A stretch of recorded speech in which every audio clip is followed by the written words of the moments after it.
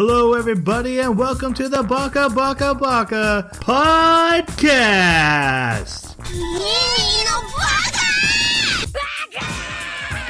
Baka. It's amazing how every time you open your mouth, you prove you're an idiot. Hello, everybody, and welcome to Baka. We are an anime podcast. Every 2 weeks, we watch an anime. We come together on this podcast, and we discuss it like we're a book club. We turn the discussion over to our comments section, over to Twitter, whoever wants to talk about it, and fill in the blanks or carry on what we start. That is the point of this show. To do that, I need the help of my co-host. First off, see, I definitely need help. We have the Thor to my Mjolnir, Jeremy. How you doing? I'm doing good. I have this weird deja vu that you've used that one before. Probably. We've been doing this for almost 3 years. It's Yeah. probably covered. Well, that's all right. I like it. I'm doing pretty good. I've been fighting with our internet service provider for like 4 months now. The only reason I haven't gone with a different one is because they're all way more expensive and they offer like 15 megabits per second, which is like crap. The listeners know. If they've listened, so they know. bad. I edit them out pretty much, but every once in a while it still comes through. So.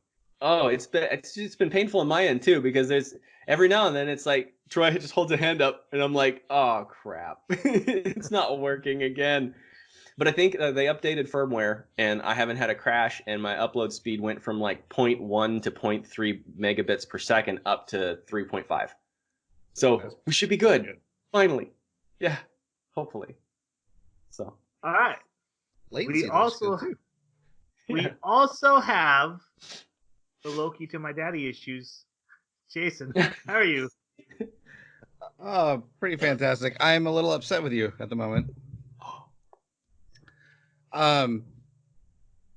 I talk about, my stuff going on in my life that's not video game related, and you get all up in my grill.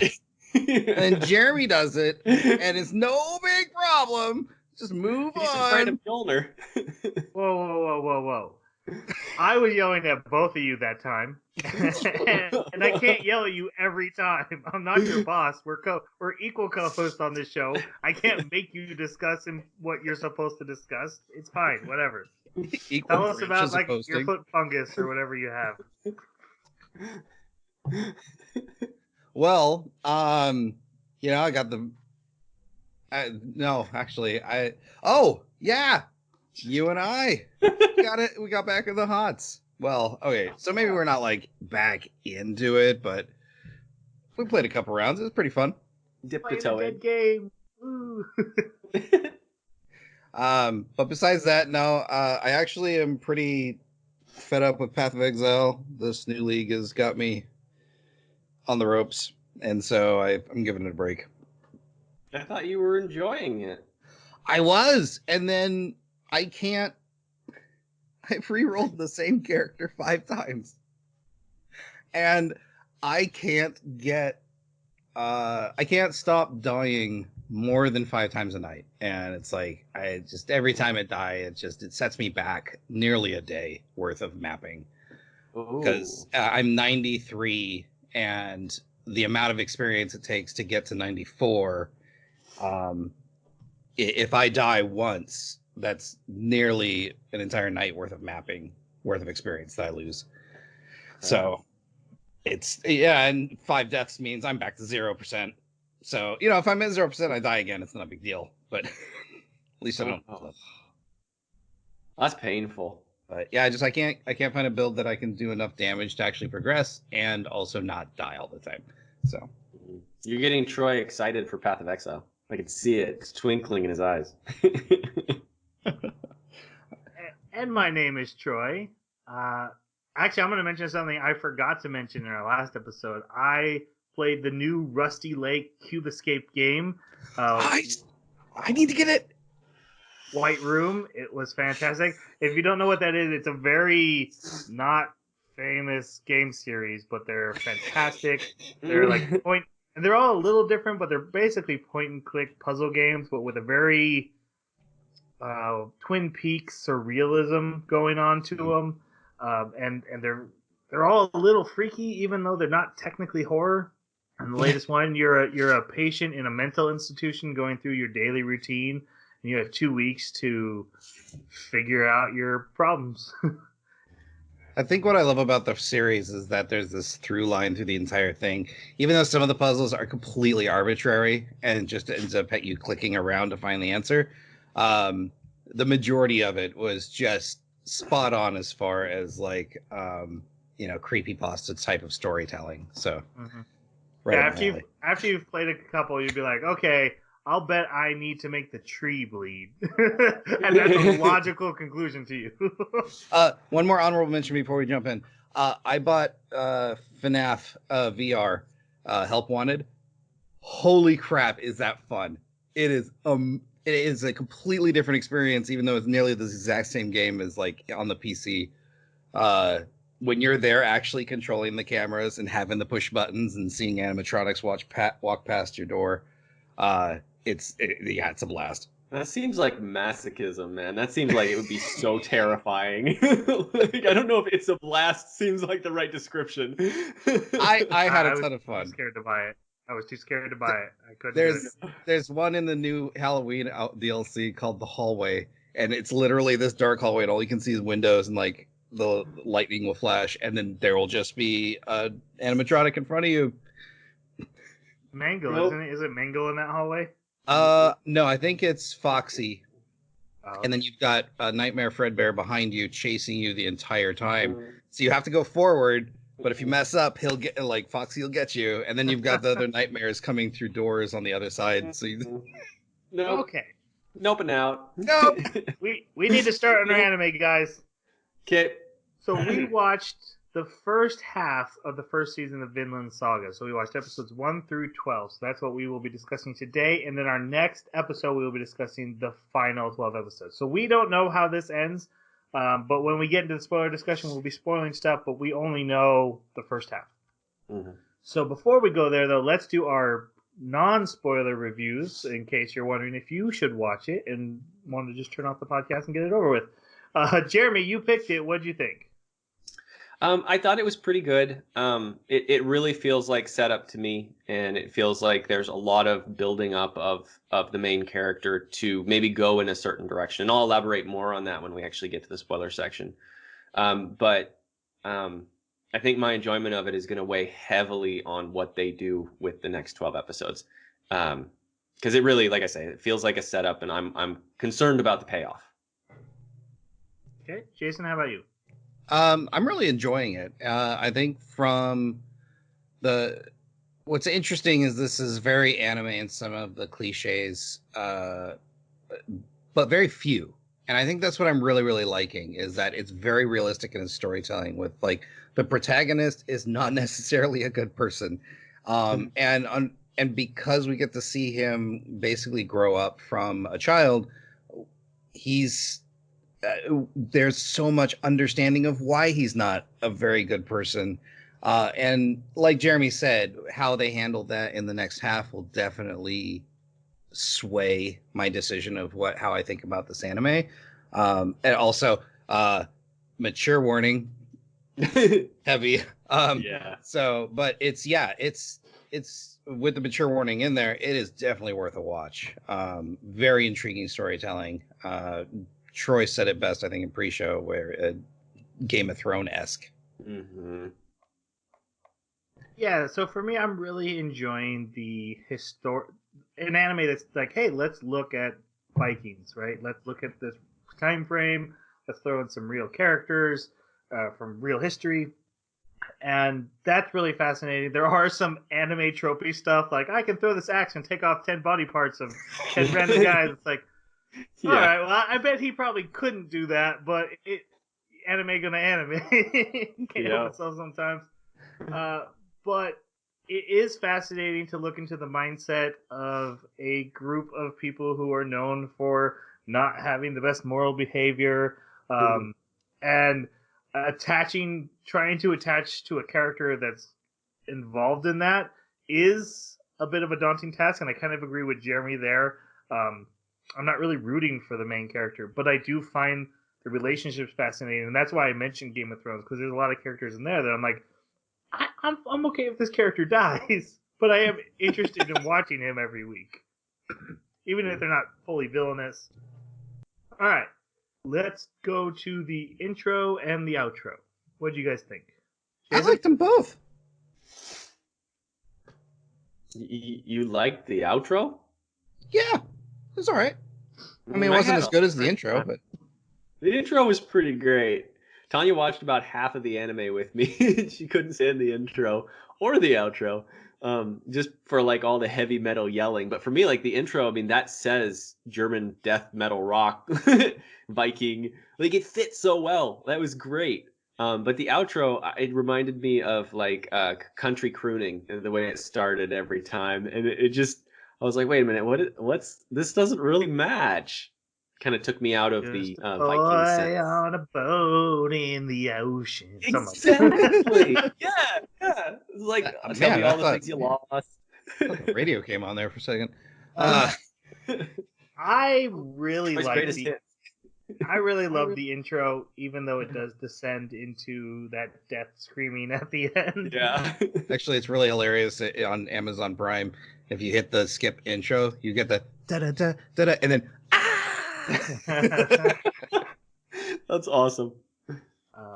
Yeah, I actually never skipped it. I really enjoyed it, and there's a shot in there that I really love of the entire the main character's family on top of a hill at a gravesite, and it really struck me that they put that in there. It's a very short moment in the anime what that's referencing, but it really struck me that they kept that in the intro and how important that is to the themes and the characters' character arcs, that they kept that in the intro. So I really love that.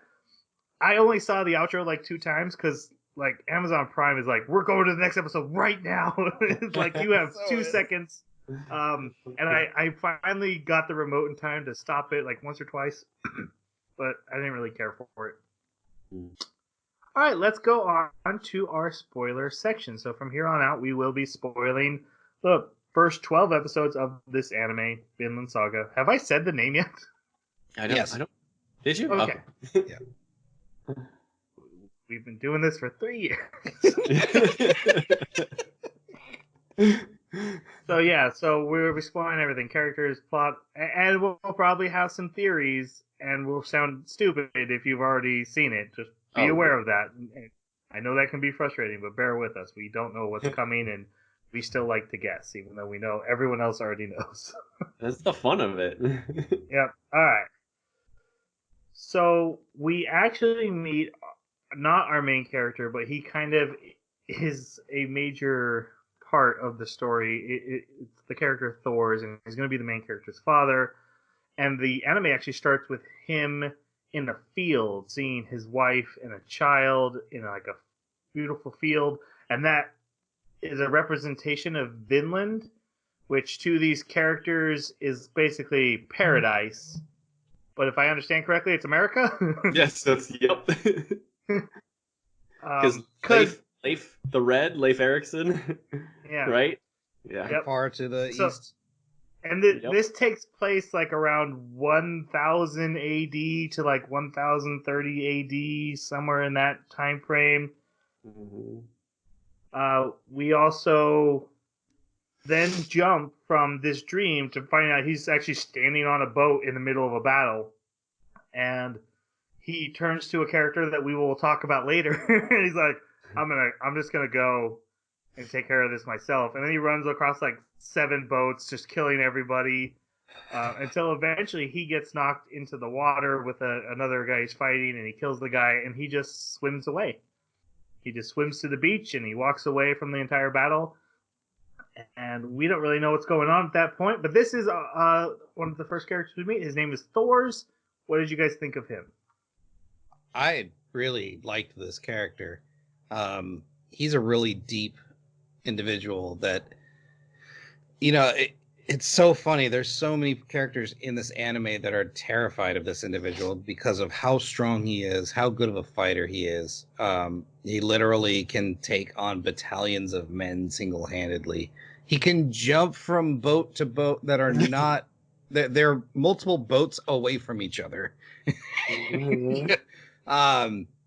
But in this one moment, he decides, I don't like fighting anymore, and walks away and wants to start a family and leave. I think that's fascinating. I would love to explore that more. Mm-hmm. Yeah, he was awesome.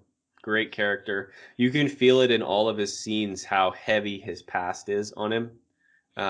Even the interests that he's starting to try and delve into. Like there's one point where he's trying to be a blacksmith and he's not great at it. And it's just really funny seeing him kind of pick up these things as, what would he have been had he not gone into fighting? But yeah, I would have liked to have seen the story of him. Oh, I remember what I was going to say. I think the moment that really seemed to trigger for him when he didn't want to fight anymore. I mean, he says one moment, but the moment that I saw in the anime was when that soldier was dying in front of him and said, "I'm sorry, Maria," and then died. And to me, that seemed like, he was applying that to his family losing him. And later on, he does say, when I held my child, the firstborn child, it was the first time that I got scared. And he's not scared for himself. Right. So yeah, scared that his family would lose him. So he's a deep altruistic character. At least that's what he became, and that's the Thors we know. We don't know the one that was, the atrocious fighter that was decimating whole legions. Literally But, yeah, considered the greatest battle warrior that's ever been. The way they talk about him. This is actually my favorite character of the whole anime, even though he's not in it very long. And it's because near the end of his story time, I came to a realization about him, and I mean this as a compliment. He's Goku who figured out what's wrong with him. Oh, Right. He's the best fighter. And honestly, when there's a scene where he like fights an entire boat of guys, I'm like, oh, you're Goku, and I'm like, oh, he is Goku, and he's Goku who's like, but I need to be a good dad, and I need to be there for my family, and I need to do the right thing and not just fight. But he is still Goku, and I love that. Also, this character leaves behind two different legacies, and they affect our main character huge. The first, he's this epic warrior, and that follows behind his son, but also he's this pacifistic, altruistic guy, like Jeremy mentioned, and that's what he wanted his son to become. And these two legacies are clashing inside of his child, and it's awesome. I love the line from him where he's like, basically, a master warrior doesn't need a sword. yeah. Like, and I was like, oh.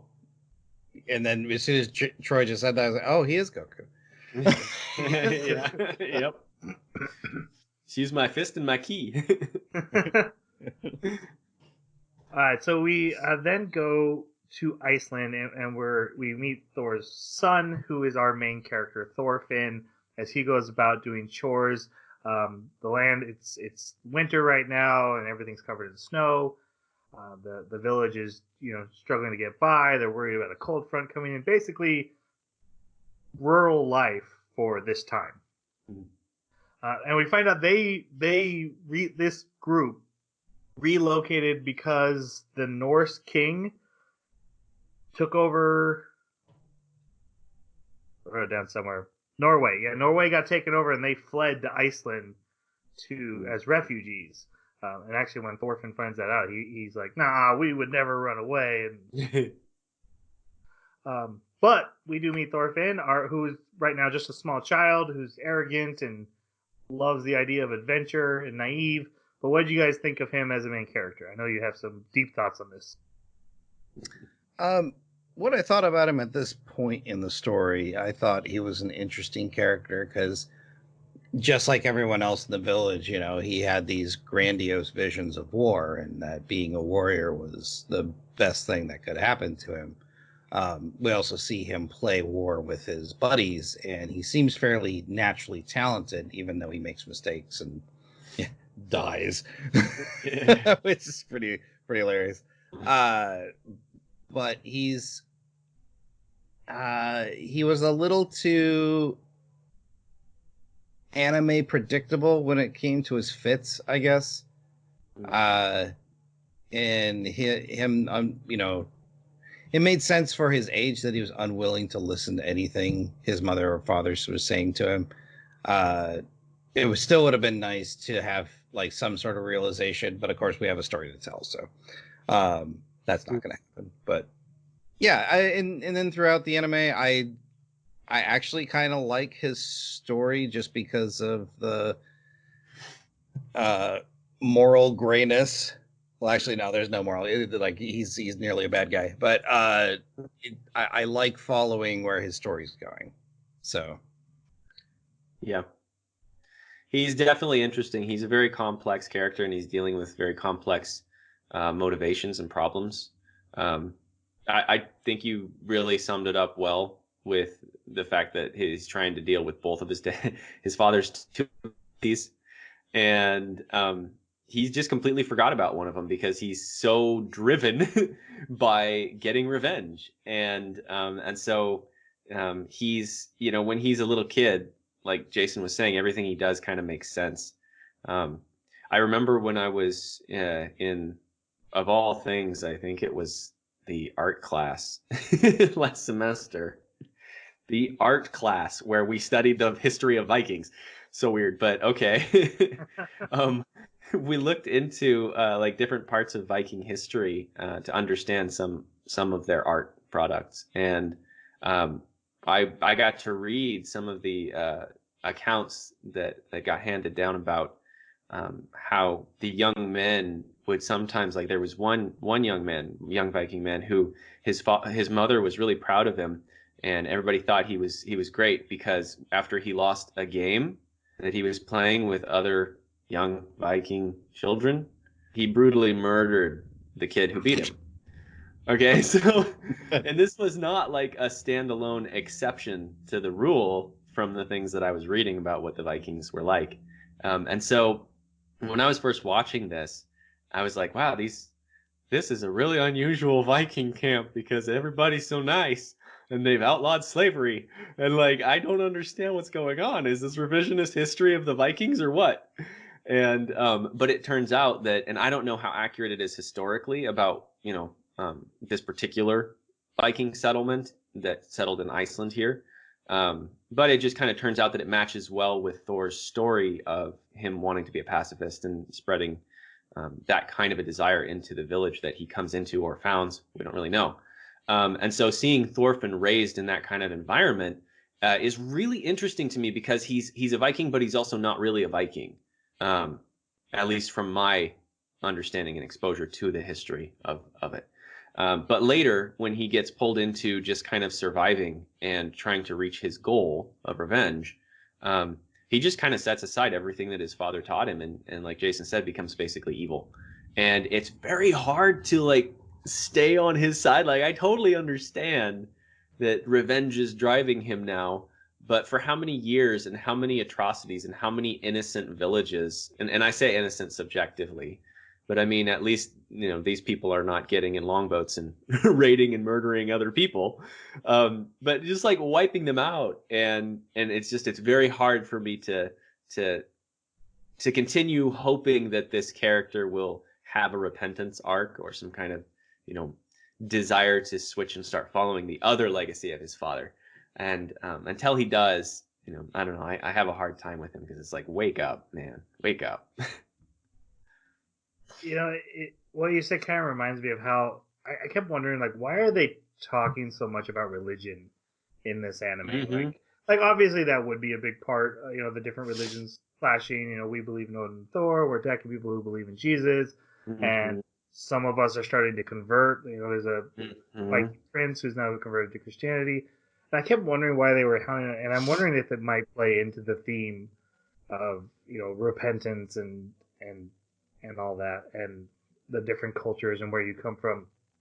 Because even this village, which as you said it's a nice kind village, but like another boat from the other side of the island showed up, and the guy's like, "You cut off my arm last week." Yeah. Yeah, you were talking smack. I cut off your arm. I'll cut you off your other arm. Yeah, He's like, exactly. "Oh, you were so rude. You cut off my arm." Yeah. And when they get invited to join the war, the village is celebrating like, yeah, you're gonna go kill people and you're gonna bring us back loot. It's gonna be awesome. And so there is also that, even though this is like the nicest village of Vikings, they are still kind of a culture of, yeah, killing is awesome. Yeah, you're right. Thorfinn's been raised in, where Yeah. his dad's like, hey, fixing metal pots is cool, right, kid? And his son's like, Dad, you suck. But my thoughts on Thorfinn is that he is really interesting. I really liked how it's pointed out that he is a slave. It's not only just revenge, it's honor-bound revenge.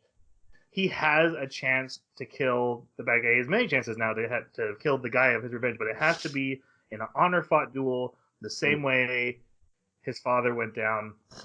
And he is a slave to that. It's pointed out that he's like, I'm free, I can do whatever we want. But 5 seconds ago, the other character's like, no, he's a slave. He's a slave to. He's not a slave like the other slaves are, but he has been enslaved by something. It's also really interesting. You pointed that out, that he hasn't realized, and maybe this is also what you were talking about too, Jason, where he has not realized that he lost the duel. Like, how is it still honorable if Askeladd just allows you to keep living instead of killing you? Because Askeladd won so many times, and he could just, every single one of those times, he could have just killed you. So he basically gave you your life. So every time he wins, he's consuming your honor. Like, if you ever beat him, it will only be because he has more honor than you do, because he let you keep living every time. Not to jump I don't want to jump too much ahead, but the scene where they're talking in the Roman ruins and Askeladd basically goes, that was cool. Of course, you're gonna win eventually. I'm gonna get old. I'm gonna get slow. Yep. That's life. Yeah. All right. Back to where we were in the story. We meet his family. Thoughts on his sister, his feisty sister, Hilva, who's more of a Viking than anyone else in the house. And half the men in the village. Yeah. Felt so Actually, bad for the really poor like other girl. What's that? Yeah, I really like this character. She's feisty. She's always complaining that there's too much work and they need to get a slave. Yes. Yeah, she unfortunately she doesn't have as much screen time as I'd like, but yeah, I liked it when she was on screen. She has some really, really telling moments where she gets to kind of have an emotional expression that you rarely see in anime. It's very, very touching. But yeah, I actually felt really bad for the other girl in the village who's like playing second fiddle, basically. Poor thing runs up after all the guys go to her, and they're like, "Hey, when we come back, I want to say something to you." This other girl shows up at the dock, and she's like, "I just wanted to say goodbye." And the guy's like, "Why are you even here?" God. Yeah. I I liked her. It was just interesting how little time she had, or how much I thought she was going to be like a second main character. We were going to also follow her storyline as she went through her life, because in the beginning it's really this unique character they're presenting. She's got a very anime personality. Like, she's like, oh, there's another main character, and then they just kind of like, oh, we'll give you one more scene with her, and then we're just going to move on. Is Mom sick? Oh yeah. Okay. Yeah. I thought like she would have been dead by the time we get back to her later in the story, but she seems decent. But yeah, she's always taking care of her. It must be chronic. We also meet the character Leif Erikson. Like Jeremy mentioned, he is a friend of the family, and he comes and he tells this village stories of Vinland, which kind of sets up that theme, and of his travels. And Thorfinn really loves to listen to him because he wants to become a warrior, adventurer, sailor, and he loves listening to Leaf. He's always telling Leaf, "I'm gonna go with you on your next journey," and he's like, you're not. You're a kid." But and then we get a scene where they find a man in the snow with shackles on him, and he is a slave of another man. Thor's brings him in the house and helps to revive him, brings him back to life. And even though he's not long for this world, the owner and his militia show up, and basically, I thought this guy was going to be a bigger character because he killed his own, or ripped off the face of his own guy with a chain whip kind of thing. Yes, it was a very anime thing to do. But then he marches to Thor's house and he's like, "That's my slave. Give him to me." And this man is literally dying on the floor, and Thor's like, "I'll pay you back what you paid him for." And he's like, "Well, no, double it." He's like, "Fine, I'll double it." He's like, "No, give me it's sheep." And he's like, "8 sheep." And Thor's like, "Fine." And Yolva, who's like the practical one of the family, is like losing her mind.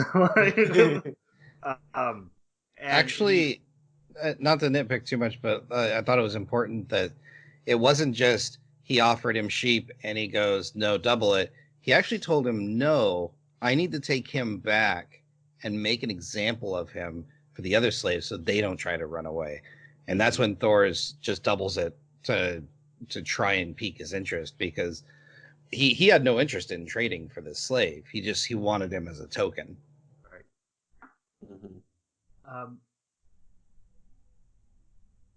They find out like the next day that the slave died, but this is the scene I was mentioning in the intro. The family is gathered around a gravestone. It's this slave that scene is calling out to, and it really struck me that it's such a theme because Thor sees a kindred spirit in someone who's been enslaved to a life that they don't want, and that it's important to him to free him, even though he literally paid a king's ransom to let a man die free, and that's something that Thorfinn needs to figure out. He needs to remember, which is why it's such a big scene in the intro.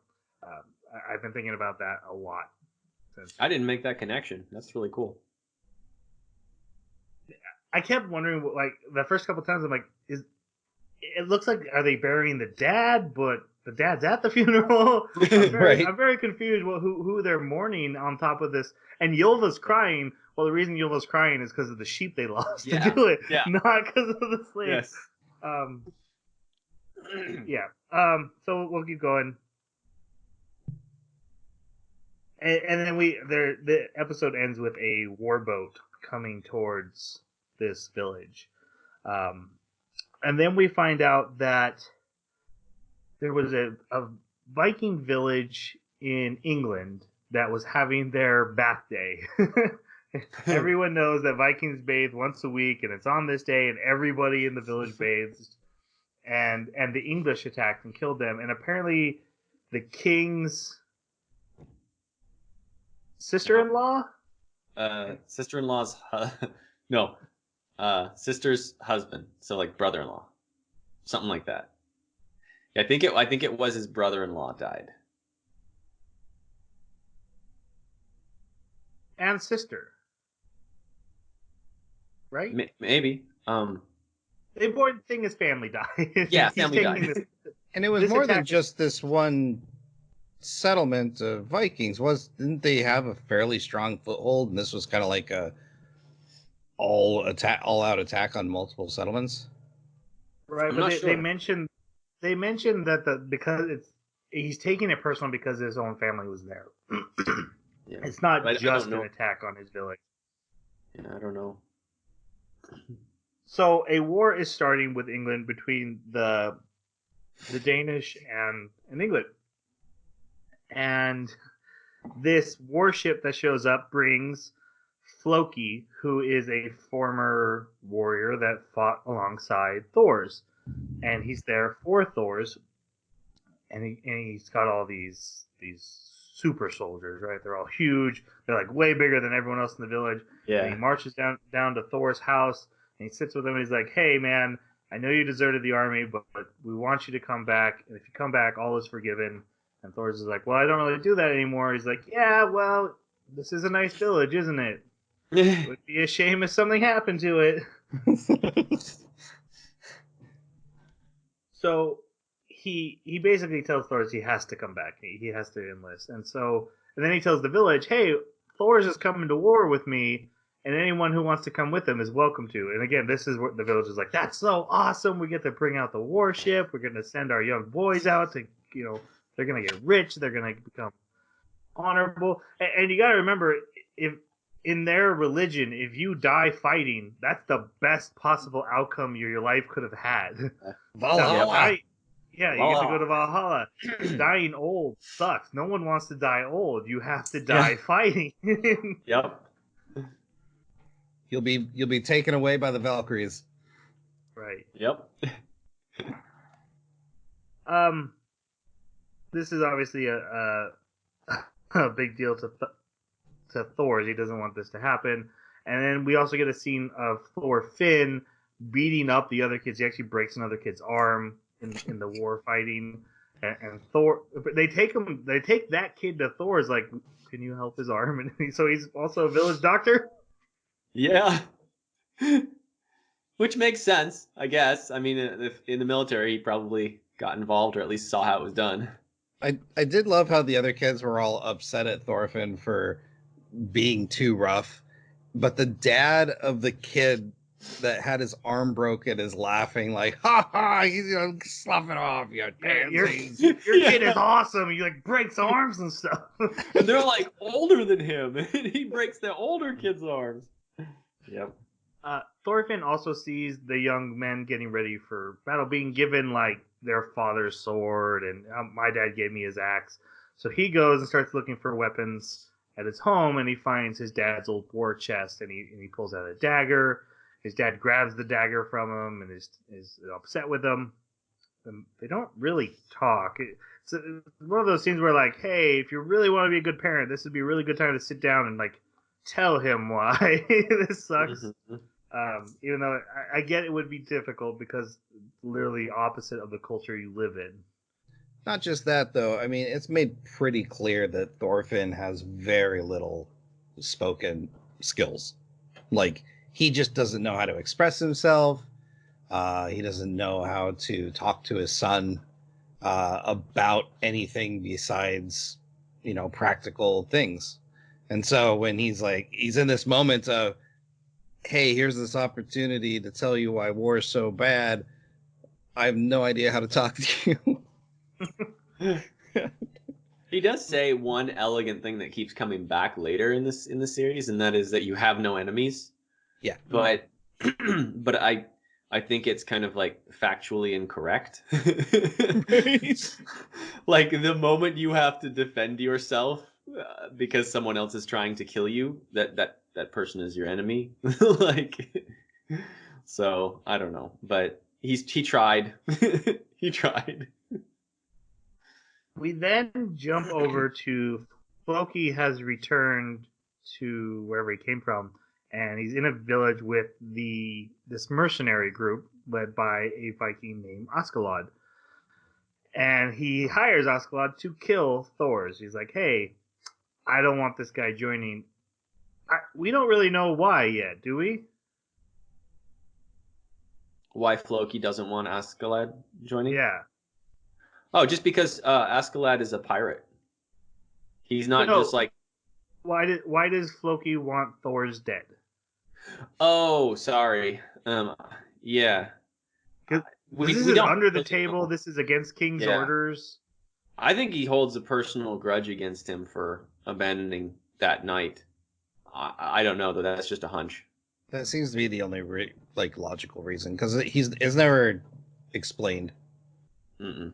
Which I'm wondering if later this will come to bite Floki in the butt when Askeladd finally has that conversation with Thorfinn, and Thorfinn realizes, oh, you were hired. Right. Well, now I need to take the next step in my revenge. Mm-hmm. Plus, I'm also wondering, because when we do get a flashback a little bit later, it's mentioned that Thor's wife is like the daughter or the sister of the king or something like that. And so I'm wondering what Yeah, I'm wondering what the relationship is between Floki and the king. Like, is there any kind of family relationship between him and Thor's as well? I don't know. Does Hunches. that mean Thorfinn and Canute are related? Yeah. Huh. That could be Yeah. interesting too. Yeah. All right. We need to talk about Askeladd. He's kind of a big deal. Yeah, he's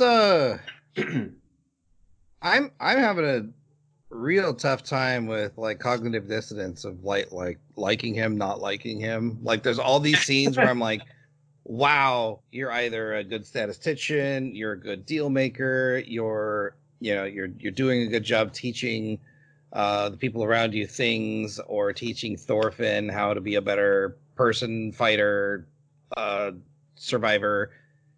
But then he's this other terrible person that rapes villages. It's like, okay, it's very difficult to watch you, but you're also extremely fascinating. And he stood his own against Thor's for quite some time. It's just Thor's out strategized him, didn't necessarily outpower him, because he was outpowering him, but he could hold his own. So he's not only an incredible fighter himself, but he seems to be a decent leader and a great statistician, or not statistician, strategist. Mhm. Strategist. There's a bit of statistician in strategy. Right. And it's funny to watch him flit from, I'm in the army, I'm not in the army, I'm a pirate, I'm a raider, and now I'm going back home to share my wealth with the village. Yeah, it's interesting. He's a very fascinating character.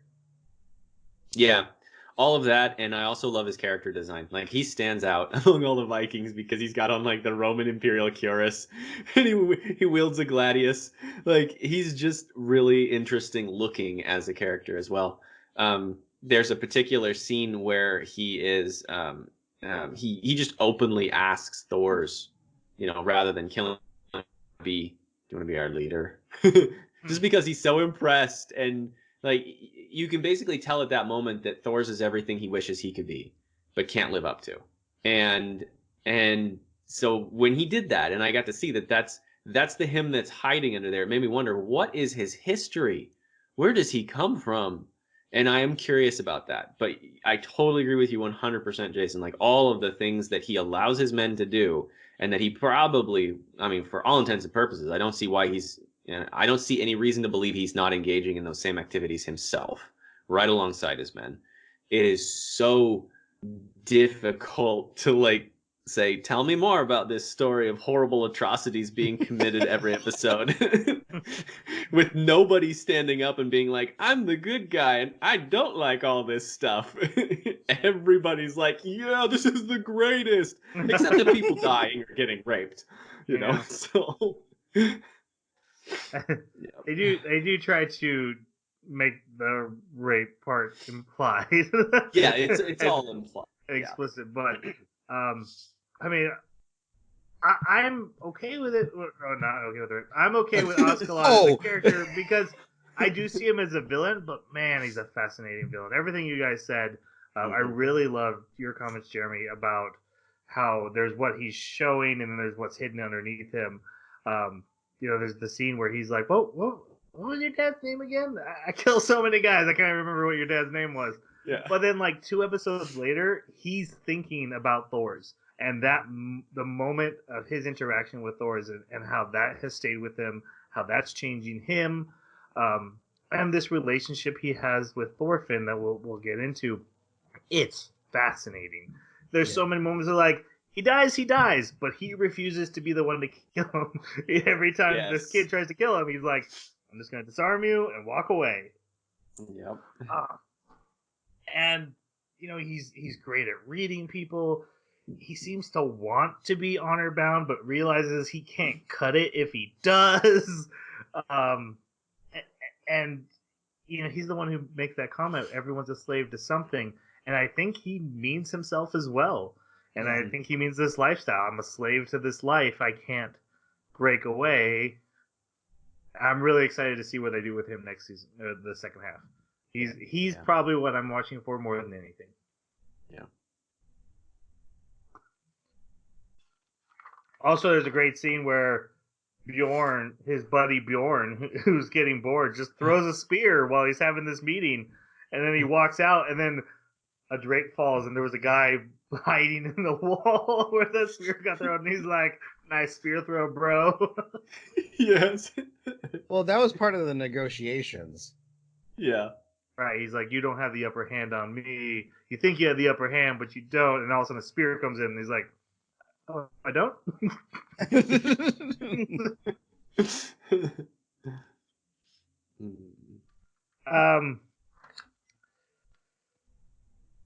So Osclaw does take the job. He negotiates to do it.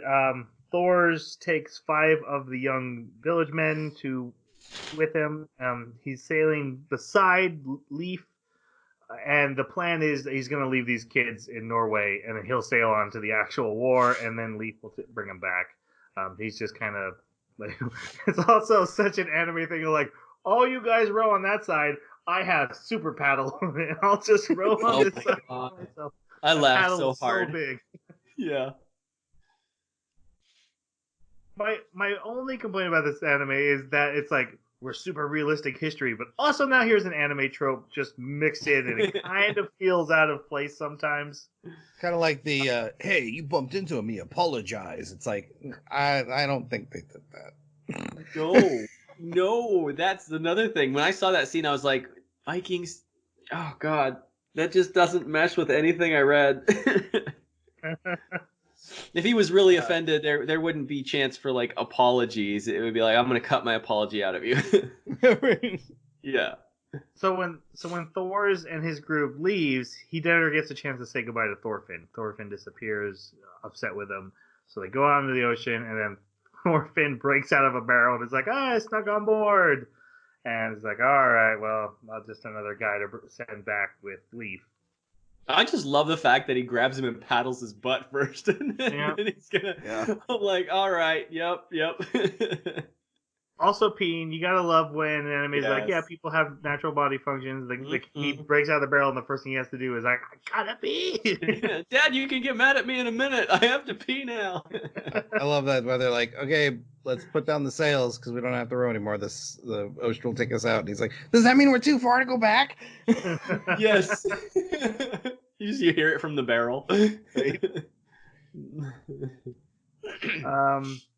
While they're sailing, we get the flashback, or he's talking with one of the young villagers about his daughter, and he's talking about her birth and how when she was born, that's when he got scared. Jeremy had mentioned that.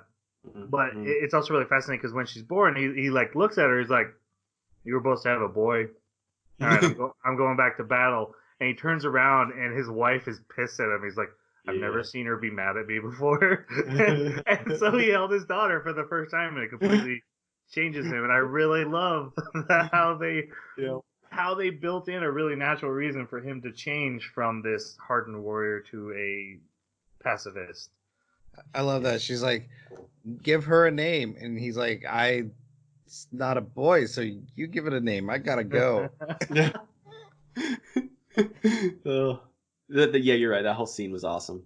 Yeah. They reach Faroe Islands, and while they're coming in between these two cliffs in this channel, they realize something is wrong. The village seems empty, so they start trying to backpedal, but then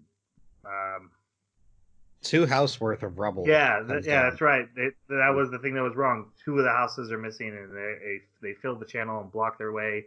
And then Askeladd's 2 boats come in, and Thor's is like, I'll take care of this. He jumps on one boat and very Goku-y, doesn't kill anybody, just beats everyone down. One punch each. Yep, hand-to-hand combat. They're all drawing swords. He's like, nope. Even a character I want to talk about here for a minute, Bjorn, who takes berserker mushrooms and becomes like this super monster, jumps on the boat. Broly. Yeah. Yes. Thor's takes him down like 2 or 3 times. Still didn't kill him. And didn't draw his weapon.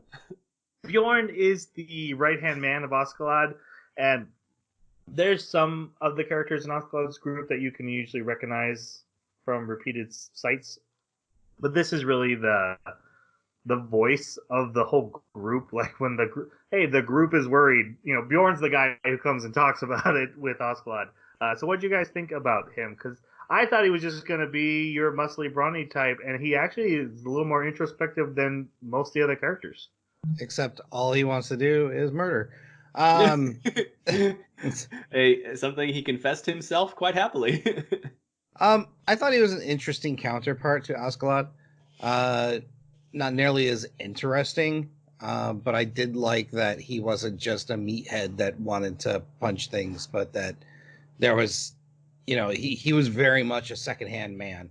He would question plans. He would deliberate with Askeladd. He would tell Askeladd about what was going on with the men, what they were thinking. It very, very much a counterpart to the leader, and played that role well. And I guess it actually does go very complimentary with what you said, Troy, about him representing the whole group. If he defines himself as all he wants to do is kill, because that's them in a nutshell. But yeah, I was thinking the same exact thing when he first showed up and he ate the berserker mushroom. I was like, oh, okay, so he's just the idiot, and he's gonna be gone like that, And I figured that Thors would have to kill him to get rid of him. I didn't think that he'd be able to disable him. So it was kind of a nice surprise. Seeing that he has a brain and uses it. So yeah, it'll be interesting to see where they go with him too. He's kind of a wild card to me. Like I could see him easily like walking away from Askeladd or taking leadership if he didn't think Askeladd was competent enough anymore, or following. I'm really not sure which direction he would go. I definitely see the previous where Askeladd gets soft and Bjorn either kills him or just takes over. Yeah. That'll be interesting. I just think he's, like I said, because he's kind of the representative of the group, but also because he's not quite what he appears to be at first. It really struck me that he's one of the characters who talks to Thorfinn in the beginning and is like, "Hey, you doing okay out here? What do you need?" When I was like, well, I thought you were the rage monster. And yeah, that hasn't come up again. I thought he would be eating mushrooms every battle, but apparently it was just this whenever it's a foe. Because it shows it in the intro. Yeah. Yeah. Thought it was his thing, his defining character quality. Askeladd gets to the boat. I absolutely love that, like, Leaf's men are like, we should go over there and help. And he's like, no. Every one of us will die and get in his way. The best chance we have of survival is letting the best warrior ever just do what he does. To protect his own boat, Thors challenges Askeladd. He realizes he's still outnumbered. There's still archers above them. So he challenges Askeladd to a duel, and the winner will basically get the spoils. If Thors wins, then they get to go free. He battles Askeladd. Askeladd uses like a sneak move. He knocks down the mast and goes under it, and actually manages to cut Thors. But then after that, it's all Thors all the way. He even breaks his own sword, but does it on purpose so he can steal Askeladd's sword and pin him. And he's like, "Hey, I won," and Askeladd's like, "Yeah, but I don't surrender." I can't. Yeah, I can't. What would happen if I surrendered in front of my men? Can't surrender in front of my men, so you need to kill me. And Thor's like, I mean, I could. So yeah, it's two things that they can't do. Thors can't kill, and Askeladd can't surrender. And then Bjorn reappears and grabs Thorfinn and takes him hostage. And so they basically come to an agreement that you won the deal, so I'll honor my word, but I have to kill you, and that way I do my job and win in front of my men. And he stays true to that. They kill Thor. It's a very touching scene. He's shot with arrows, and Thorfinn gets to hug him as he dies. He dies standing. That's just amazing. Goes out like a man. Yes. He's like, he's got arrows in his neck, and he still turns his head when he has to look at the other people that he's gonna give instruction to. Yeah, and to leave, he's like, "Hey, I need you to take my head to the king, so he knows I didn't like wuss out." Yeah. Yeah, and so that's the end of the battle. Oscalad keeps his word. He takes the boat, Thor's boat, and he tows it away. And turns out Thorfinn hit on it and is following them. And they see him, and he's got the dagger from his dad. And he's like, leave him alone. Kid's gonna do what a kid's gonna do. Actually, what was funny is some of the crewmen were like freaked out by him because look at his eyes! Oh my god! Yep. They go. I'm not sure where they go, but they basically go to land eventually, and they go to raid a village. And Thorfinn tries to follow them. He's so weak, he gets knocked out, but eventually he wakes up and finds water, and he enters. I think they can't do that so that the village massacre could happen off screen, and then we can see the aftermath. When he enters the village, he steals a sword, and he finds Askeladd sleeping, and this is what I was mentioning. He could kill him. He has a chance for his revenge, and he walks away. Also, Askeladd was awake when that happened, and yes, and makes note of that. I don't know if he was going to let it happen, how far he was going to go, or if he just knew it wouldn't happen. But that morning, Thorfinn challenges him to a duel. And he tries to use the sword, and it gets stuck on his first swing. And Askeladd's like, "Yeah, that's done."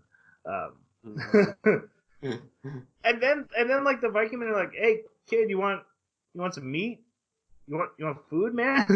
And he's like, "No, I hate all you guys." And he goes into the woods, and then eventually comes back and eats their scraps. He does run into Bjorn in the woods at one point, and he's like, "You took me hostage. You cheated in the duel." He's like, "Yeah, and I'm alive." Yeah, he said your dad was naive. Yeah. We won, so I really love the contrast of philosophies there. Eventually, honor versus war tactics. Yeah.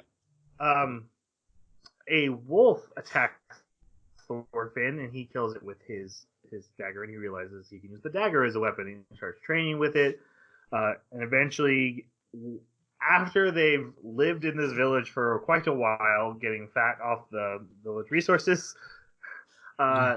Thorfinn finally challenges Askeladd to a duel again, and he gets his butt kicked. And Askeladd tells him, "If you do something great in a battle for me, I will grant you another duel." And so Thorfinn tags along and joins the mercenary group. Which, I understand Jeremy's issues with it. It's just a fascinating thing of like, I have to serve my enemy so I can stay close enough to my enemy and get a chance to kill my enemy. Yeah. Yeah. I love the intro shot of like them all sailing, getting ready for war, and then he's just in the back like cleaning his blade, like, "Oh, I'm just waiting for the day." Yep. Yeah. It didn't actually start bothering me until probably like episode 9, 10, something like that, when it's like, you're old enough now. You should realize that he's granting you your life over and over again. The war with England is officially begun, and Askeladd decides they're going to join the war effort because it's prosperous. And actually, they go and he's talking to the Danish soldiers, and he's like, "Hey, I got like 100 guys. We're gonna help you. You're gonna pay me. You're gonna give us like 2/3 of the treasure and all the women we find." And the guy's like, "Okay, but we're not gonna give you that much gold." And it's like, "All right, it's a deal." And then the British attack, and they end up in this big battle. And this is when Thorfinn has to kill for the first time. Really fascinating that a soldier attacks him, and then Askeladd saves him, but it stabs through the soldier so deep it actually goes into Thorfinn. Mm-hmm. And then and then Askeladd tells him, "Hey, if you're weak, you're gonna die, and then you won't really get to fight me." And also, I didn't know you were there when I saved you. And then Thorfinn gets his first kill. He, as a little kid, basically stabbing men in the neck with this dagger. Mm-hmm. Yeah, and he has his big emotional moment of killing the guy. Yeah, and then we get a montage of him becoming a more proficient killer and better warrior, and he eventually becomes the scout for Askeladd's team. And on one of these scouting missions, he ends up getting hurt, and he's found by two British women who take him in. It's a mother and daughter, and they care for him, they feed him, and the daughter's like, "This is a bad idea. This is clearly one of those bad guys." And a British soldier even comes by, and is like, "Is that your son? Because we're looking for a guy just like that, who was working with the enemy." And she's like, "Nope, this is totally my kid, who I'm cleaning fleas out of. That's a normal thing we do." Also, anyone else's head get itchy at this scene? Yes. And Thorfinn tries to tell them to run, and then he leaves and basically lights a signal fire for the Vikings to come and attack the village. And when they get there, he kills a bunch of soldiers. Then when they get there, the old woman's there staring at him. And then you just see the Vikings like pass by, and then she's just gone, implying that she was brutally murdered because of his actions. And then it doesn't seem to daughter was phase probably him. raped. Oh, it does. I thought it phased him. Yeah, he kept staring, like, and we were shown the comb, and he's just staring and staring, and then he like breaks it and goes with the Vikings. Right, because revenge is more important than the moral atrocity he just committed. Exactly. And this kind of ties back to like the first time that he killed a man, and like you said, Troy, he has his emotional moment, and to me it reminded me of all those stories I've heard where like when soldiers make their first kill, it's very, very painful and sometimes debilitating. And so especially because at the time he was only like 6 years old, and he'd grown up with a pacifist father. I mean, regardless of the fact that he liked to train and play war games, there's a very big difference there. And so it made me wonder if, like, in this moment, he basically put himself into a state of PTSD. Like, he shattered himself so much. And it really helps to explain why he turns into such a, focusing on vengeance, because he'd have to face up to the things that he's done if he didn't. But I still don't like him. Yeah, I did. I definitely expected, like, for like to reach this point in the story and him be like, "Whoa, I'm not like this. I can't be a part of this." Yeah. And so that moment where he just turns into the Vikings and like you said, he stares at where the old woman was at the comb, and he just kind of gives in and turns and goes with the Vikings. It was it was rough, but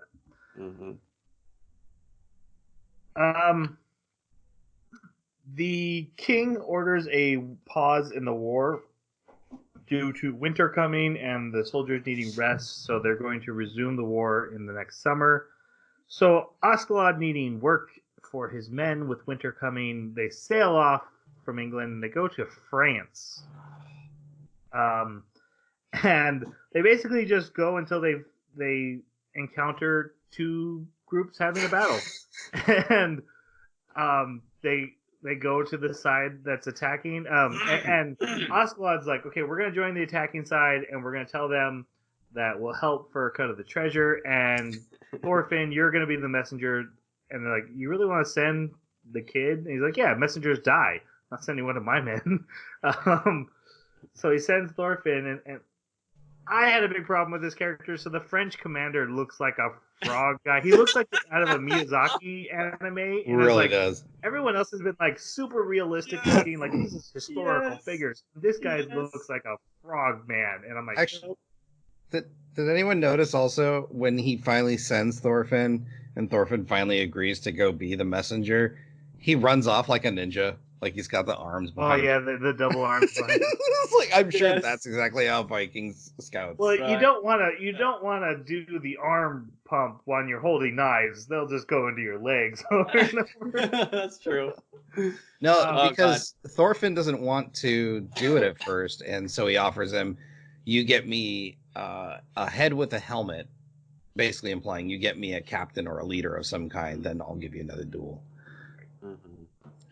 Yeah, I got a kick out of the Frogman because I mean obviously it's a reference, you know, it's the old joke, the French frogs, and so to me it was just really funny. But you're absolutely right, it was out of place considering the way everybody else was drawn, and it was out of place in a different way than say maybe like All Might in My Hero Academia, where it's like you're praising your inspiration of like Western comics as a source material, whereas in this it's like you're just like throwing a rock. You're just like, hey, insult. Just gonna put this in there for you, hope you enjoy. But I still got a kick out of it. It was really funny. It made him an easy character to hate. Yeah, I actually really like this episode. I remember seeing him being like, is that on purpose? Are they really changing the art style that much for this one character? Okay. Yeah. But yeah, so Thorfinn makes the offer, and he's like, I don't see what your Vikings are gonna do anyway, but sure, what do? I'll agree. Because basically he says no, and Thorfinn's like, then we're just gonna join the other side, and then you're gonna lose for sure. He's like, fine, I'll let you guys join me. And that morning, he gets a report that his men saw dragons climbing the mountain, and we're freaking out. But in the morning, there's no Vikings there, and he's like looking at Thorfinn like, "Where's your guys?" He's like, "Don't worry about it; it'll be taken care of." And then Thorfinn spots a commander in the fortress they're attacking, and he just runs off. He's like, "Oh, he's double crossing us. We gotta kill that kid." And Thorfinn goes and animes it. He's gonna go fight like 30 guys and jump across a moat by himself. Climbs Yeah. a wall with his daggers. Climbs a wall with his daggers. Wolverine style there.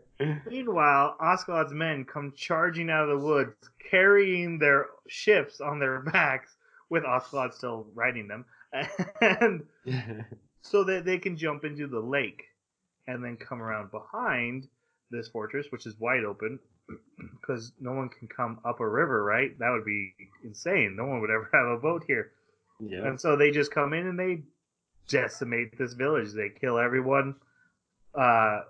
Thorfinn takes the head of a commander. I think it should be mentioned how great the art was for his sequence where he was leaping over and through, and it like shifted perspective, so we got to see it The through first his eyes. person camera. Yeah, That was it was awesome. really cool. Yeah. Yeah. Then he's like, "Oh no, there he goes in the water," and he jumps in the water. Yeah, he cuts the head off into the water and jumps into the moat after it. Ugh, When the French commander gets there, he's like, "Oh yeah, this is gonna be great because those Vikings they're gonna have to carry their boats back down, and we're just gonna and win." And then they get there, and the Vikings are already gone, and all the treasure's gone, and all the treasure in the church is gone. Yep. And every commander. Oscalad's in the lake with his boat full of treasure, being like, "Oh, by the way, when we said 50-50, we meant you get victory, we get treasure. Adios." One for one.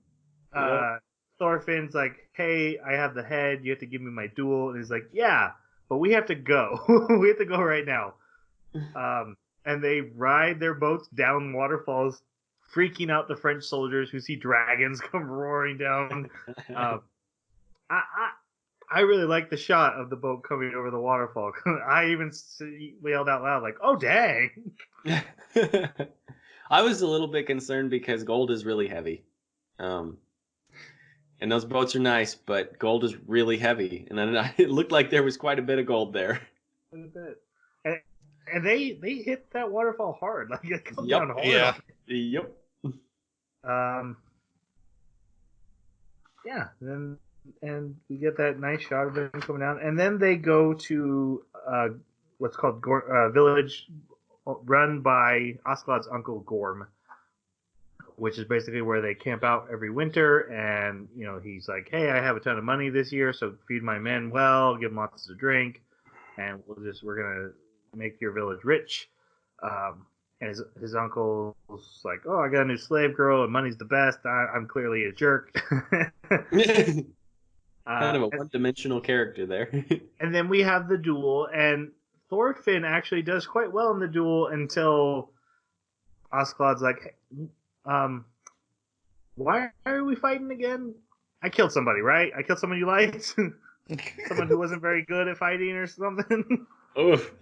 Yeah, basically sends him into a rage, and then he just breaks his arm. And he's like, "Okay, well, see you next duel. Bye."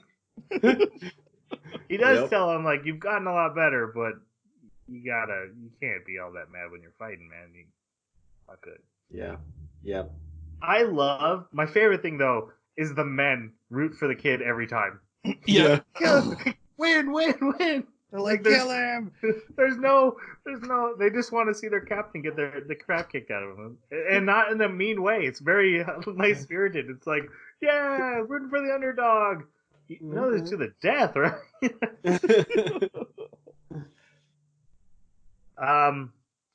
This is where we get the scene where, so basically Thorfinn's sitting out on his father's boat. Now that it's Askeladd's, and this is where Askeladd makes the mention of, like, everyone's a slave to something. He's specifically talking about his uncle, but he also means Thorfinn, and I'm insinuating himself.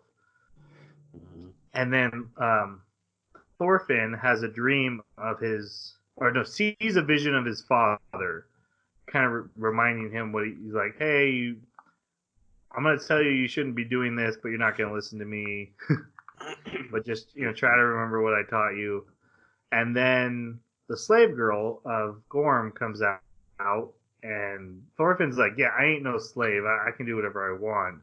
She's like, "Really? Then why are you out here on a boat by yourself?" And then they talk about Vinland, and I thought she was going to become more of a character, but she doesn't. I was hoping. I was even thinking that maybe that was who Canute was or something. The war with England then resumes that summer, and the king is sending his son Canute to fight. And so we meet the characters Canute and Ragnar here. So your guys' thoughts on Prince Canute and his wet nurse Ragnar? Yeah. Could not stand Ragnar, and I don't know what to think about Canute because I haven't even heard him talk. He's just there's nothing there. There's no action. That he's just a figurehead, and I disagree with that. What? I think in a world where all these characters are boisterous and loud, the character who's quiet and hiding behind someone is doing more than anyone else. Like, that's such a statement to make. The fact that he's not talking, even though he's the son of the king of Vikings, I think that's a big thing. Askeladd makes a great point. As soon as he saw his face, he's like, "That's not a king." Did you watched episode 12, right? Yeah. Yeah, okay. Oh, wait, we went to episode 12?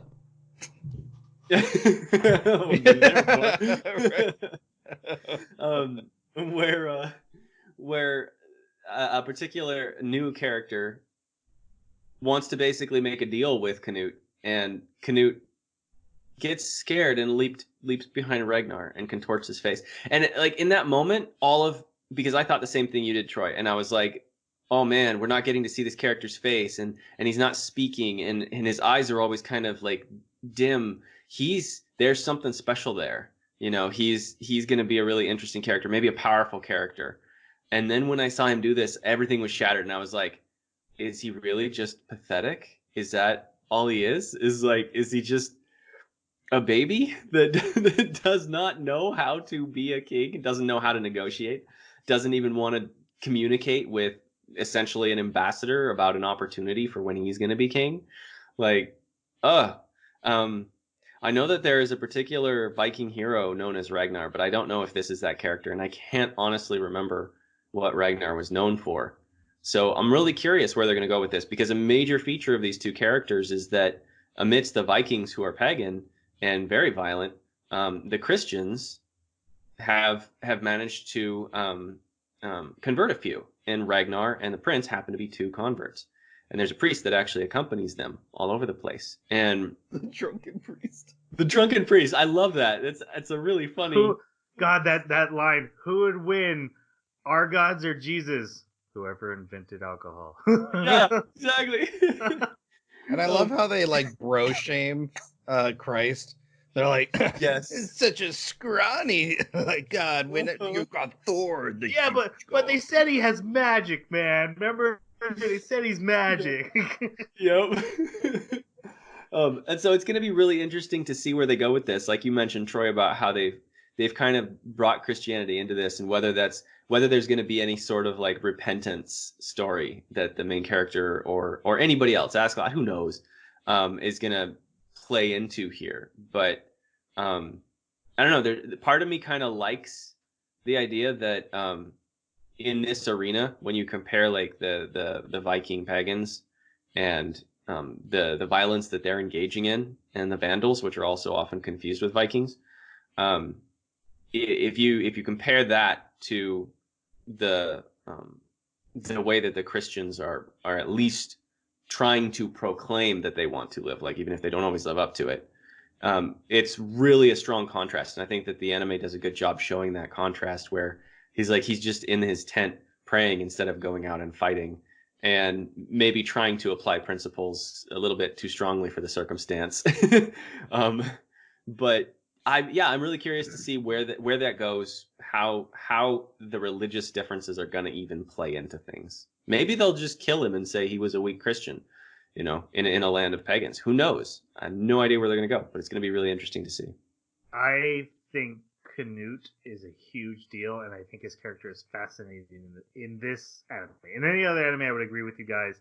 The fact that he's soft. He's soft in a world that's hard. And what's really big getting my brain thinking, and it's still forward in the story than where we are, is how he affects Ascalon. Ascalon is going to start going through something like a midlife crisis or something. Something starts happening to him, and the moment he sees Canute, and he even says he's not a king, but Ascalon's committed to this. He could have left him, but there's an army on his trail. He's like, he could just cut him loose, and that's an Ascalon move. Like, okay, we didn't make money off this. Let's just survive and go on. But he's in it, and he's telling the Welsh guy, like, there's something about this guy, and he's like, you should follow him. He tells the Welsh guy, you guys should follow him. Welsh is like, no, we don't follow anyone. Were you not just listening? And Ascalon. And I think it's that, wouldn't it be cool if the king wasn't a monster who wanted us to raid and pillage? Wouldn't that be the change we need to stop living this life I'm a slave to? I'm guessing there. I'm totally guessing. You could be right. But I think Canute being a very weak and soft character is very important to what's happening with Ascalon. It makes me want to look at like history and look up Canute and see if he's an actual king and see what happened to him. But I'm not going to touch it until after the anime. I looked up the real king and I didn't see anything about Canute. They mentioned like his first son. I didn't see anything about his second son. And I wasn't going to go into any characters that were like major players in the story. But I saw that Thorkel is real. I saw the king was real. I didn't see anything about Ascalon either. It's too cool to make it into the history books. Yeah. The armies march across England until they get stopped in London, and then we come to the Battle of London Bridge, where we meet the character Thorkel again. He was in the first episode. He was standing next to Thor's when he woke up from that dream. I mentioned him way back. Thoughts on Thorkel? I love this character so much. He's this extremely stereotypical Viking, the berserker type, that he stands nearly another man taller than everyone else. And he's Thorkel the Tall. Yeah, that's right. And like everyone, like when these boats come up to the bridge, like everyone else is throwing like rocks, and he just takes these enormous logs. It takes like 2 to 3 men to carry, and he just hucks them like spears. Yep. But what I love about this character is not his size or strength, but his attitude and his dialogue. Like he is so in it for the challenge of battle, and he's standing there on the British side, and the Vikings ask him, what are you doing? Come to our side. You guys are gonna lose. And he's like, I know, isn't it great? This battle's gonna be epic. Our battle will be glorious.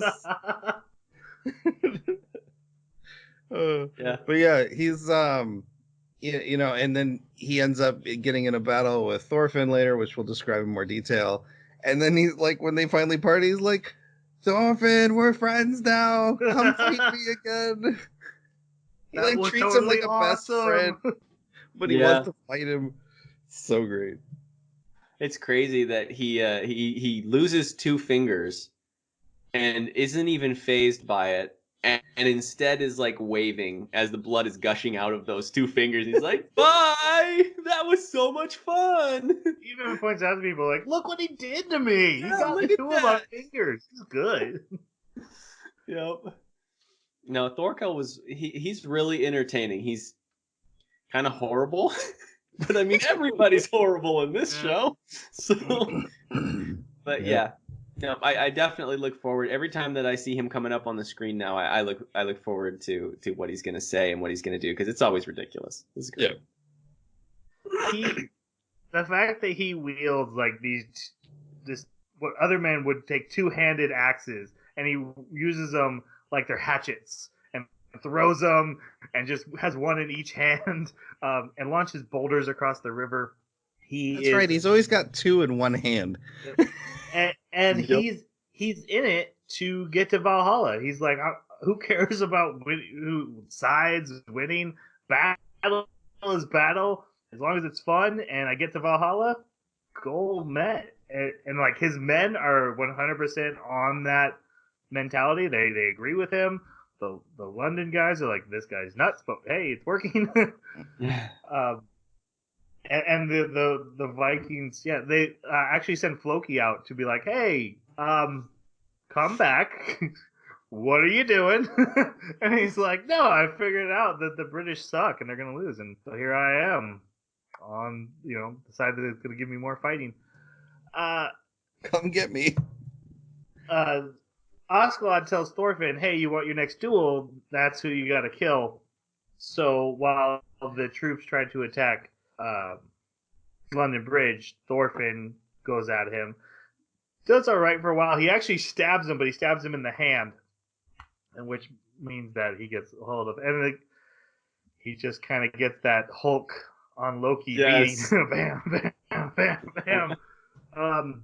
And it isn't till he's like, "Hey, that was a great fight. Tell me your name." Well, like Thorfinn's like dying at his feet, and he's like, "I'm Thorfinn, son of Thor's." And he's like, "Oh my gosh, you're the son of Thor's." Well, Thorfinn gets away at this moment, and then that's when he's like, "We're best friends. Come fight me again. That was awesome." Because he's like, "That's my best friend's son, and he's pretty good. That's pretty cool. I'm gonna kill him. It's gonna be great." Yep. Or he's gonna kill me. It'll be great. The king of the Danish realizes they can't take London Bridge, and so they're just gonna go around. And he's like, "We'll just leave 400 men." 4,000. 4,000 men, which is like a fraction of his army. And already, like, he's like, "Yeah, you 4,000, you take this." And like, we couldn't do it with the whole army. He's like, "No, you're fine." And I'm putting Canute in charge. And Ragnar's like, "That's a horrible idea. He just like prays all day. He can't fight." He's like, "Nope. He's a Viking. He's got to do what he's got to do." And he leaves. Something about that, he needs to prove himself on the battlefield in order to take the throne. So this is his opportunity. Thorkel is bereaved to find out that they're running away. Come back, fight me! Yep, he's so upset. He was waiting for the second attack and it didn't come. And so they march to Wessex, and Thorfinn finds them and like puts his shoulder back into place and just starts hopping along after the army. He then Thorkel actually finds out that the prince is the one in charge, and he comes up with a great idea, and he immediately destroys the 4,000 men and just takes the prince hostage. And he's like, well, now they'll have to fight me. I have the prince. And he's like, he even says, I don't like taking hostages. This is lame, but I need your dad to pay attention to me.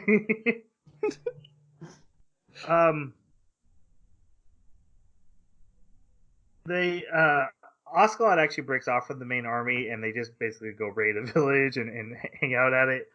And this is where Thorfinn has a dream about Vinland and his family there. And his dad, basically in the dream, his dad's like, don't you remember you have a family to take care of? Isn't this getting a little long, kiddo? But, yeah. So he goes out walking, and he runs into Oscalot, and I absolutely love this scene. They're under the moon, and he's like, he tells Oscalot, like, quit talking to me like I'm your friend. I'm going to kill you one day. And Oscalot's like, yeah, you are going to kill me one day.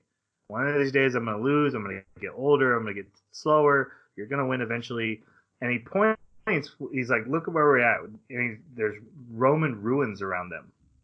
And he's like, they were the greatest empire ever.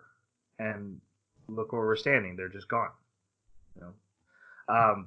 And he points out, like, and they say in like 21 years the apocalypse, Ragnarok, is coming anyway. I loved that. That was so funny. Which is funny because he says the Christians say in like 20 some years it's coming, but Ragnarok is their belief. So yeah, they're like mixing the two religions. Yep. And from this point, Oscalot kind of gets a little weird. A messenger shows up, and he's basically from the army, Canute's army, and he's like, hey, the prince has been taken hostage. And Oscalot kills him and is like, we're going to save the prince and we're going to get rich. And Bjorn's like, wait, what? That's crazy. He's like, yeah, it's time to get crazy. Apocalypse is coming, man. Let's go get crazy. And Bjorn's like, are you okay? This is what I meant by midlife crisis. Like, this is where, like, something is triggered in Oscalot where he's, and there's that scene where he thinks about Thor's, and he's clearly going through some change right here. Mm-hmm. The rest of Canute's army tries to attack Thorkel, and he's like, hey, yeah, take the prince back. Okay, now we're gonna come get him. And Ragnar's like telling his men, like, we have to retreat. They let us go. Let's just protect the prince and run. And they're like, no, we have our honor to fight for. He's like, no, we're gonna lose. It's Thorkel. Stop it. And have you seen? He just turns into a tornado with those axes. And then Oscalot sets that forest on fire and sends Thorfinn in to get the prince. And Thorkel runs into Thorfinn, and he's like, dude, I know your dad. You can have the prince. I'll see you back at the king. I'll race you there. Whoever gets there wins. Thorkel's so great. Yeah, he is. And you know what? He's probably going to win. That's a really good strategy. I know where you're going. Why should I have to carry the prince? Yes. When Thorfinn brings the prince and Ragnar back, and the drunken priest, we can't forget the drunken priest character. Oh yeah. He brings them back to Oscalad. Ragnar's like, all right, Oscalad, I don't like what you did, but it was effective, so I'm putting you in charge of protecting the prince. And Oscalad's okay, I'll take the job, but I have to see the prince's face because it's been hidden by a helmet this whole time. And he takes it off. And I thought we were going for, oh, it's a princess. Yeah, me too. That's what I thought too. And it's even the men, almost that. Yeah. Yeah, it's just a very feminine boy. He's very pretty. Yep. And then the next episode is basically Oscalad's army is marching as fast as they can away from Thorkel's army, which is catching up to them very fast. And he hires a ferryman to deliver a message to the other side of the river. And they don't tell us till later that that's actually Wales, a different country from England, and it's broken up into provinces, and he knows the people on the other side somehow. Sounds like he's done jobs for them in the past. I think he's from them. Yeah, Because he's like these three are their only ships, and other people are like, yeah, he's allied with them, and he doesn't let anybody bother them. We can't do anything in their lands. I was like, that sounds like something you only do. Yeah, it sounds like he has family from there or something. Like he knows the land. Basically, right before Thorkel's army catches up to him, these guys, the Welsh, come over and bring their ships, and they carry them across the river to get away. But now they have to march across Wales, which is multiple kingdoms. The people that saved them are like, all we want is when this prince becomes the king, he leaves us alone. Because there's a promise of neutrality and stay out of whatever we're doing. Because it's funny, they mentioned like they believe in the sword and the stone, and King Arthur will come back and restore the land. Britannia, yeah. Yep. And that's when Askeladd's like, yeah, but this guy would like. I think there's something about him being the king. And he's, did I not just explain? We're waiting for Arthur. When and then like we kind of mentioned, the prince. He's like, Prince, tell me we have a contract, and the prince is like hiding behind his and won't answer him. He's like, okay, well, I'll draw up a contract, and I guess we'll just talk about it later. And they're like, well, Ragnar's like, I'll tell you. And he's like, no, I have to talk to the prince. But they help him anyway. They refuse to give him the boats, so they have to ride across. And when they get to the next land, or the next province, next kingdom, they're setting a trap for him. The guy's like, I talked to them. They said they're cool with us riding through. Well, that's not true. They're going to set a trap. And right before the anime ends here, we do see a shot of Leif thinking he sees Thorfinn and remembering that promise to bring him home and kind of mourning the fact he's never been able to do that. And then he looks a lot older for 4 years. Like he's all gray now. And wow, he really aged badly. Lost all his hair. Yep. So that brings us to where we have ended for now. But we are going to go on to the next 12 episodes and finish season 1, and we'll be discussing that in our next podcast episode. So let's go on to final reviews. Jeremy, what'd you think?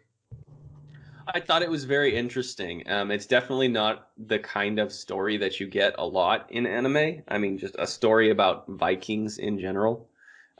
Plus the fact that it really went with the name Viking, right? Like, a lot of people associate Viking as meaning like all Norse and, Scandinavian and Danish and whatever other nations that they came from. But it actually just meant water raider. Pirate.